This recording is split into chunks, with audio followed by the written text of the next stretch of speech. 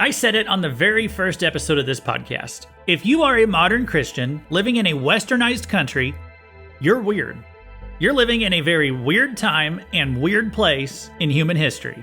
Because we are taught to accept rational, scientific explanations for things.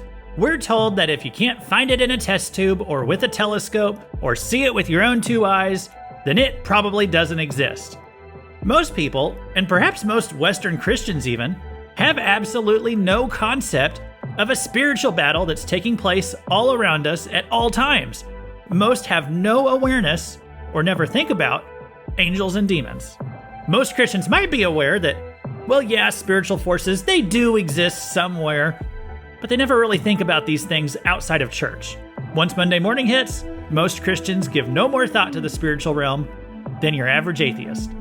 I find this to be weird, and I'd like to explore what the Bible has to say about spiritual reality. Turn to 2 Kings 6, and let's get weird.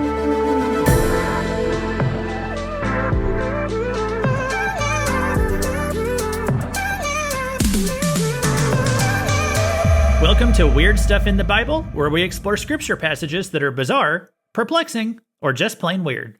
This is Luke Taylor, and today we're going to be talking about how angels and demons are around us all the time. Some of us might have a few more angels than demons, others might have more demons than angels, and we're going to talk about why that is as we wind down later today. So my first job that I got when I was 17 was as a web designer. I got that job in 2007, and I might have mentioned on here before that my first job was at a radio station, but this was it. I was a web designer for a radio station. And this was back when websites were actually built using HTML code. HTML, CSS, JavaScript. And I haven't built a website for a while. I kind of understand now you don't really have to know all those coding languages to be able to build a website today. But back then, we did. I had to learn how HTML tags worked. I had to learn how to make my style sheets in CSS. I had to learn the if-then language of JavaScript. And the result was that I would end up constructing a web page that you would see whenever you went to our radio station's website. However, just by visiting the website, you didn't see all that code that I had just tediously written to make everything fit together. You saw the web page. You saw the final product. On my computer, I would see everything behind the web page. I saw all the lines of code. I saw the tables, the attributes, all that stuff. I saw the grid. I saw the skeletal form of the page. I added the meat to it, everything that was behind the scenes, you might say. And so if you pulled up the web page on my work computer, you'd see a very different side of it than when a visitor came to our site. If you were to visit my work computer and look at the website from there, you'd see all this code going on that you had no idea about. And if you hadn't been trained before in understanding HTML code, it would be too much for you to handle. It would look like gibberish to you, or it might be even overwhelming to understand. Well, similarly, our physical world has another dimension to it that almost all people never see. It's called the spiritual realm. And in the spiritual realm, there is a lot going on behind the scenes that we never ever know about. And if we did, it would probably be too much for us to handle. We only see things from the physical realm. Our tiny human brains could probably not comprehend the complexities of the spiritual realm. It would be too much information, overwhelming. In fact, today's Bible story is going to look at a guy who got to pull back the curtain on the spiritual realm for a brief moment, and he's going to be pretty shocked at what he sees. So for the third and final week, we're going to look at 2 Kings 6, and also consider this an introduction to spiritual warfare, which we're going to be talking about for at least the next month. And I'll tell you more about where we're going later on in today's episode. But where we left off last week, it was where the king of Syria, his name's Ben-Hadad, and he is frustrated that Israel always seemed to know his plans. Every time he tries to lay a trap for the Israelites, somehow they know to avoid it. His servants come to him and they tell him that in Israel, there is a prophet, his name's Elisha, and they say that he gets messages from God about everything that Syria is up to. They even tell Ben-Hadad that Elisha knows the words that you speak in your bedroom. So Ben-Hadad says, well, if we're going to put a stop to Israel, first we're going to have to put a stop to Elisha. So let's pick it up at 2 Kings 6, verse 13. And he said, go and see where he is, that I may send and seize him. And it was told him, behold, he is in Dothan. So he sent their horses and chariots and a great army, and they came by night and surrounded the city. When the servant of the man of God rose early in the morning and went out, behold, an army with horses and chariots was all around the city. And the servant said, Alas, my master, what shall we do?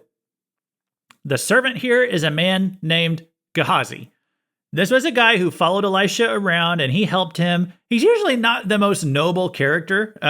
In fact, if you read about Gehazi, you'd probably wonder why Elisha keeps him around. But I think that God has Gehazi in some of Elisha's stories because he's teaching us a lesson. Gehazi is usually pretty earthly minded. Elisha he's kind of like the ancient version of a superhero. And Gehazi serves the role of often showing what an ordinary person would be like if they followed Elisha around, how an ordinary person might have reacted to him. And so Gehazi, I would say, is actually pretty representative of most Christians today. Verse 16, he said, and this was Elisha here, Do not be afraid, for those who are with us are more than those who are with them. By the way, this is one of my favorite verses in the whole Bible. Elisha says, as you look out and you see ourselves, we are surrounded by all these soldiers, and I know it looks hopeless, but don't lose hope, because those who are with us are more than those who are with them. There's a verse in 1 John 4:4 that says, Greater is he that is in you than he that is in the world. When I was a kid, I think we had a song that went along with that.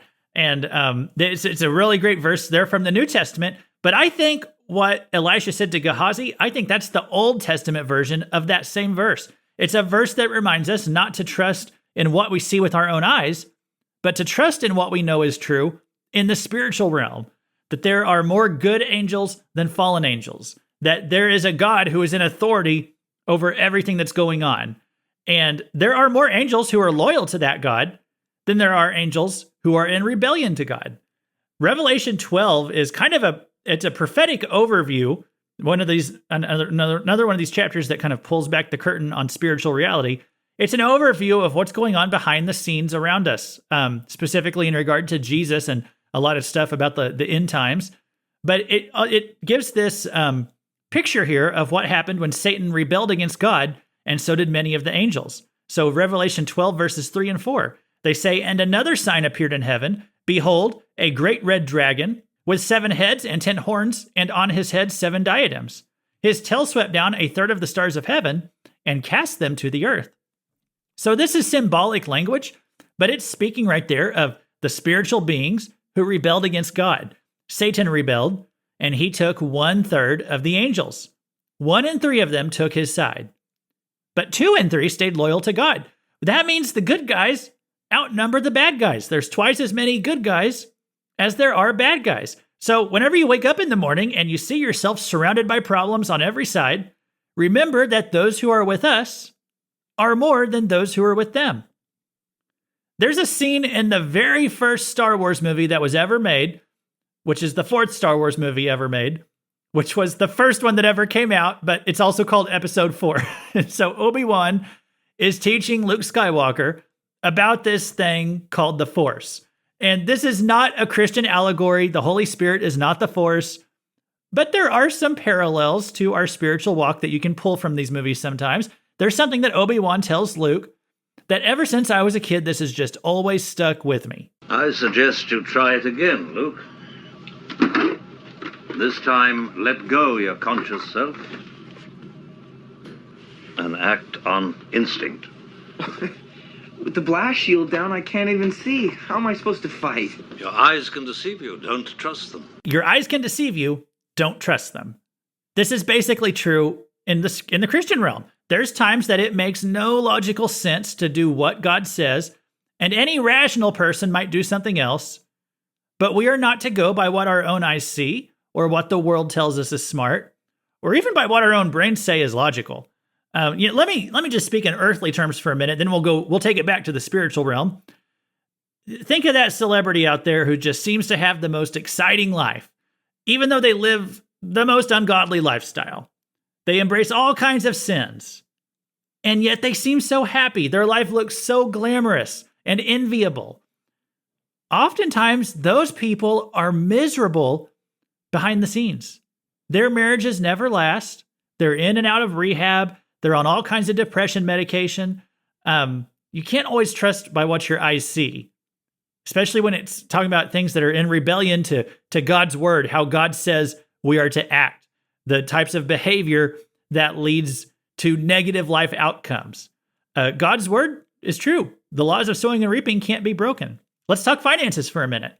I'm sure if I had a secular banker or some kind of secular accountant look over my finances, they'd probably point out a bunch of things that I could afford to buy if I didn't tithe. They'd say, oh, you could pay off your vehicle so much quicker, or you could buy a nicer car if you just didn't tithe. Or, let's be honest, guys, when inflation is hitting 20 or 30%, then living without that 10% of your income, that doesn't make much sense to the outside world. But I'd rather have a little less with God's blessing than have 100% of my paycheck without it. And guess what? No one in my family has ever gone hungry. I've never paid a bill late.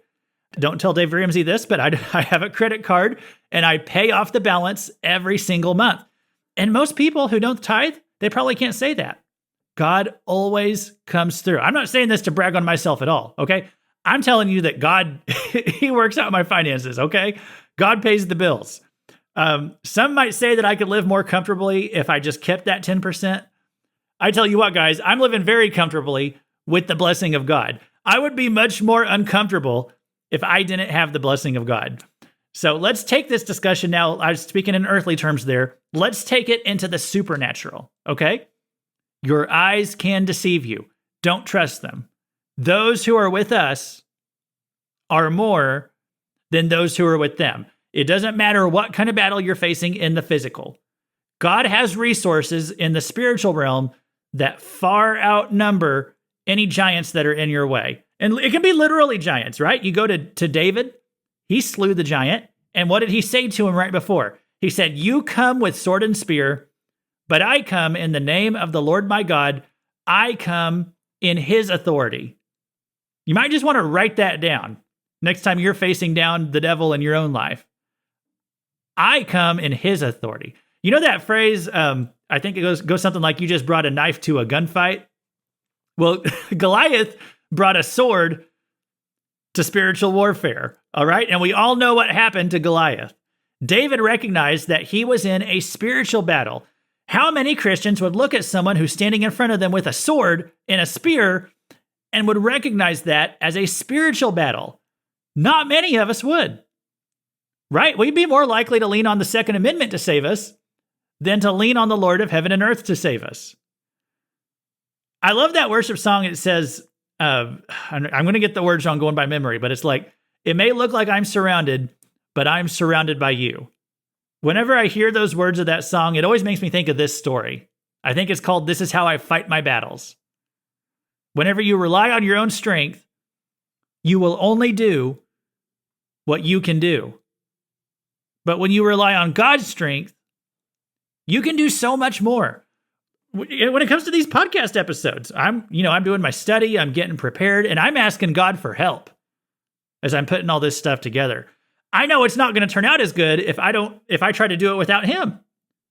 When I was doing author interviews on the radio, that was something else I did in addition to the website stuff. I would interview authors on the radio.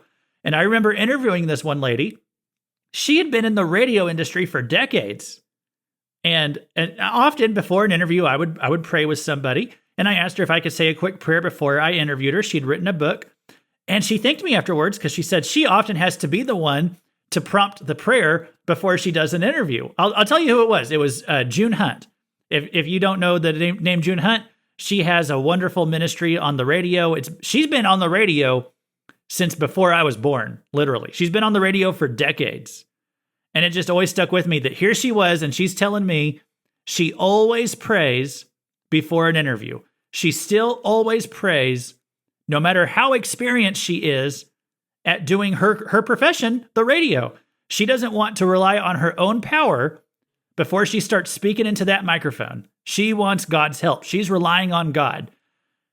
And I never want to lose that attitude in my own life. No matter how much I think I got it, that I can handle this on my own. I don't need God.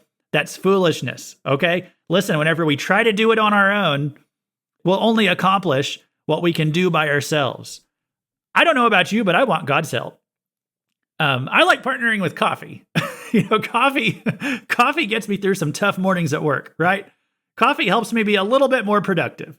If I don't have coffee, I can only do what I can do. But with the power of coffee, I become a bit more productive. Now, I'm joking a little bit there, but I'm kind of using that as an analogy here. We can do a lot more with God's help than even what we can do with coffee's help, okay? I like to partner with both of them, but the power of God can take me a lot further than coffee can, okay? Because those who are with me are more than those who are with them. When Elisha said those words to Gehazi, let's read what happened next. 2 Kings 6:17. Then Elisha prayed and said, "O Lord, please open his eyes that he may see." So the Lord opened the eyes of the young man, and he saw. And behold, the mountain was full of horses and chariots of fire all around Elisha. So guess what? Gehazi, he's worried about all these threats surrounding their city. But the army of the king of Syria, it paled in comparison to the spiritual army that God had there to defend them. It might look like I'm surrounded, but I'm surrounded by you. So that's why Elisha wasn't worried about the enemy soldiers. He knew that God had it under control. He knew that if it was God's will for him to die that day, there wasn't anything on this earth that could keep him here. And if it wasn't God's will for him to die that day, there wasn't anything on earth that could take him out. So his life was in God's hands. He was not looking to the natural at all. He was relying on the supernatural. And when Gehazi's eyes were opened, Gehazi was able to see why. He got a glimpse behind the veil. He got a rare view of the supernatural realm. He got to view the HTML code of reality. And let's see what happened next. We're going to finish out the story with verse 18. And when the Syrians came down against him, Elisha prayed to the Lord and said, "Please strike this people with blindness." So he struck them with blindness in accordance with the prayer of Elisha. And Elisha said to them, "This is not the way, and this is not the city. Follow me, and I will bring you to the man whom you seek." And he led them to Samaria. As soon as they entered Samaria, Elisha said, "O Lord, open the eyes of these men, that they may see." So the Lord opened their eyes, and they saw, and behold, they were in the midst of Samaria. In other words, the capital of the northern kingdom of Israel at that time. So they were in the middle of enemy territory, and they're captured. Verse 21, as soon as the king of Israel saw them, he said to Elisha, "My father, shall I strike them down? Shall I strike them down?" I mean, it actually says it twice right there. That implies to me, King Jehoram, he's pretty excited right now. He's like, can we kill him? Can we kill him? He's more excited than Dave Ramsey with your credit card and a pair of scissors. But Elisha, he doesn't view these flesh and blood soldiers as his true enemies. So Elisha doesn't want them to die. Let me say that again. He doesn't view these flesh and blood soldiers as his true enemies. So verse 22, he answered, "You shall not strike them down. Would you strike down those whom you have taken captive with your sword and with your bow? Set bread and water before them, that they may eat and drink and go to their master." So he prepared for them a great feast, and when they had eaten and drunk, he sent them away, and they went to their master. And the Syrians did not come again on raids into the land of Israel. So it's kind of an interesting end to the story there. Kind of a New Testament ethic, that you love your enemies, bless those who persecute you. Why was Elisha able to let them live? Why did he literally feed these enemy soldiers who had been sent to destroy his life and then let them go home freely? Well, because Elisha understood that he doesn't war against flesh and blood. These people, even with their murderous intent, he understood they were pawns in the enemy's hand. The devil was just trying to use them to kill a prophet. And so Elisha was able to look at them and say, well, these guys who are out to kill me, they're not my real enemy. I don't even want them getting hurt in the crossfire. He saves their lives, basically. And the result was that the Syrians, they left Israel alone after this. They had a demonstration of the power of God. Maybe their hearts were softened a bit because they were actually treated with kindness by their enemies. And so after this, Syria left them alone. It's really an amazing story whenever you think about it. Letting those enemy combatants go, that might not have made logical sense to a secular mind. It would have looked like they were giving up the battle, letting a free victory slip right out of their hands. Elisha gave up this battle so he could win the war, because he knew where the real war was being fought. It was being fought in the spiritual realm, not the physical. There are angels and demons all around us. Good spiritual beings who work for God, combating evil spiritual beings who work for the devil. That's where the real battle is. And that's what I want to talk about in a minute as I close down today.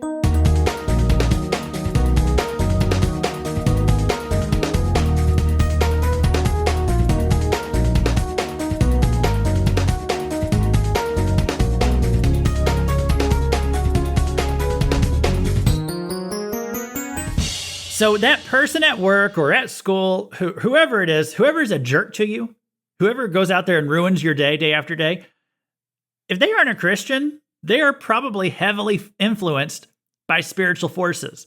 In fact, there may be spiritual beings who are just using that person to torment you. That person might not be your real problem at all. It could be a spirit behind that person who's just trying to throw a wrench into your day. And that could happen even if they are a Christian. Christians can be influenced by evil spirits. All right, I'm not saying possessed, but influenced. All right, if you could see into the spiritual realm like Gehazi did today, you'd probably see demons all around that person who's giving you a hard time. In some cases, demons can be inside people. That is what is called demon possession. And the Bible speaks on that topic pretty frequently, especially in the New Testament. And that's what I want to talk about on here too. So next time on this podcast, I'm going to spend at least a week, maybe 2 weeks, on Mark chapter 5. We were just 3 weeks in 2 Kings 6, and I was thankful for that opportunity to look at this chapter a little closely, but I want to try to make it through the story of the demoniac of the Gerasenes. This is the guy who said, "My name is Legion, for we are many."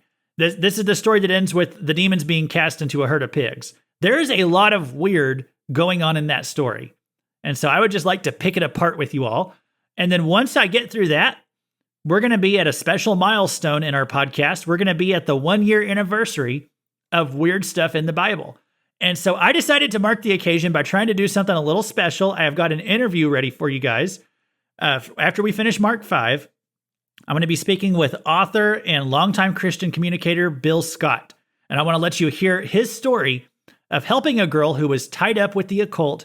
And there's going to be a lot of valuable takeaways that you can grab in regard to spiritual warfare, the exact kind of stuff that we're talking about today and next week. So make sure that you're subscribed so you can get that episode. As I said, we'll be talking about spiritual warfare for the next few lessons. And again, today was just the introduction to this. Your lesson today on spiritual warfare is this: you can't do it. God has to be the one who does it. You can't fight in the spiritual realm on your own. You are a physical flesh and blood creature, and all you have is the authority of Christ that's given to you by a higher power. So if you want to stand up against the devil, against Satan, against his angels, the first thing you're going to have to do is just let go of any pride that you can defeat these demons on your own. All right? Just like, a police officer, think of how they are granted a certain amount of authority by the government. They're given a badge. They can flash their badge as proof that they are a legitimate police officer. They're legitimately an arm of the government to enforce our laws.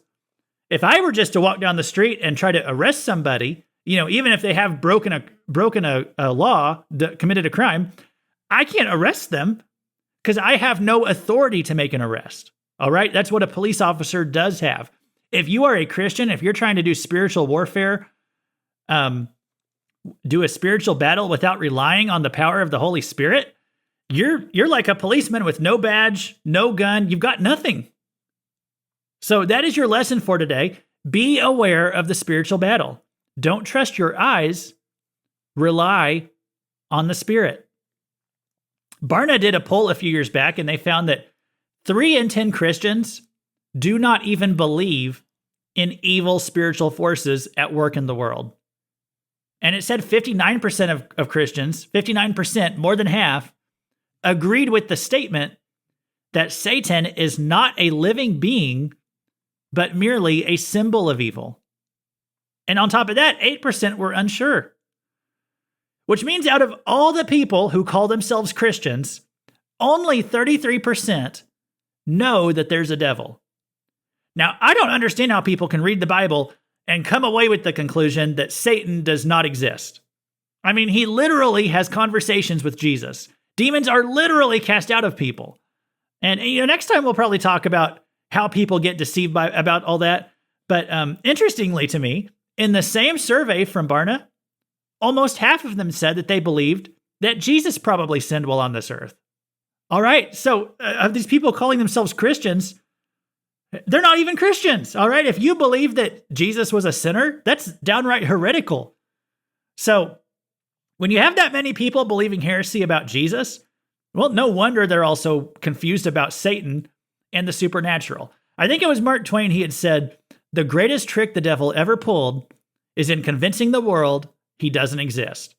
And there are entire denominations out there who will buy into the falsehood that the devil isn't real, despite the fact that it gets more obvious to me every day.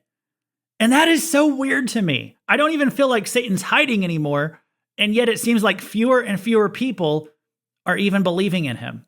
So there's so much deception out there, and we can't fight in the spiritual. So what does God do to help us? Well, the answer was in this text. When Gehazi had his spiritual eyes open, and when he saw the army of God in the spirit realm, did you notice where they were? Let me read the verse again, 2 Kings 6:17. Then Elisha prayed and said, "O Lord, please open his eyes that he may see." So the Lord opened the eyes of the young man, and he saw, and behold, the mountain was full of horses and chariots of fire all around Elisha. They were specifically assigned to protect Elisha because Elisha was the one walking with God. Elisha was the one who had the faith. And Elisha was the one who had this divine protection. Did Elisha have superhuman vision to see behind the veil anytime he wanted to? I don't believe that he did. I don't think he needed to. I believe he just had faith. The question for you today is, are you going to have an Elisha faith or a Gehazi faith? I see it kind of like a spectrum. There are a lot of Christians. They fall somewhere on the Gehazi side or over on the Elisha side or somewhere in between. And most Christians, sadly to say, in this Western side, in the westernized world, more Christians are on the Gehazi side of things. But starting today, after reading 2 Kings 6, here's the question for you. What side are you going to be on now?